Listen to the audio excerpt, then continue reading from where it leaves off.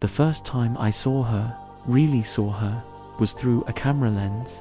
It was a cheap, borrowed thing, but through it, the world seemed to fade away, leaving only her. Her laugh, the way the sunlight caught in her hair, I was hooked. From that day on, my camera was my constant companion, but it was always her I was trying to capture.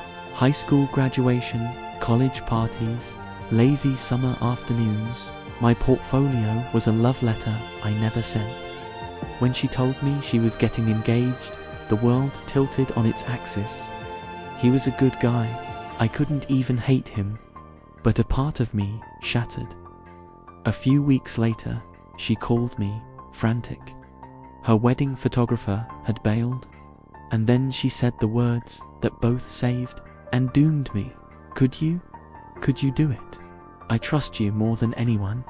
How could I say no? How could I refuse one last chance to see her through my lens, to be close to her on the most important day of her life? So, I became a wedding photographer. For her, I spent months learning the craft, practicing lighting and mastering poses, all for a single day. Her day.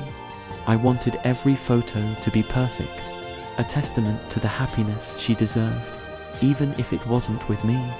The engagement shoot was torture and bliss all at once.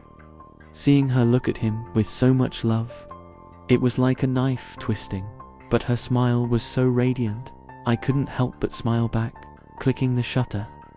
The wedding day arrived in a blur of lace and flowers. I moved through the chaos like a ghost, an observer cataloguing each moment.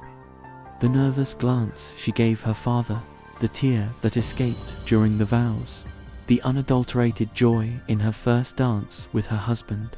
I captured it all, every frame a perfect, painful memory. My heart ached with a dull, constant throb, but my hands were steady.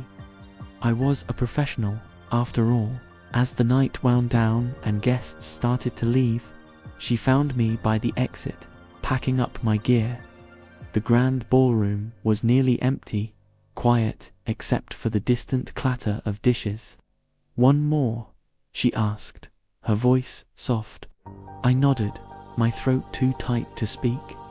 I raised my camera, framing her one last time. She wasn't in her wedding dress anymore, just a simple white dress, ready to leave for her honeymoon.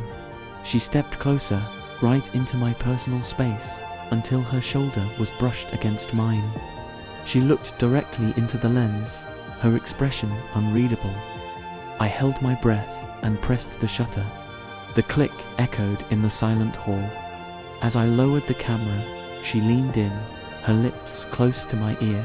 She whispered, so quietly it was almost a thought, "This is how I'll remember us." Then she was gone. She walked away, met her new husband at the door, and didn't look back. I stood there, rooted to the spot, her words replaying in my mind. Us. She had said us. I looked down at the camera, at the image on the small screen.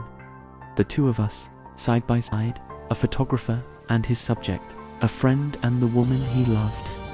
A final, silent goodbye, captured in a single frame.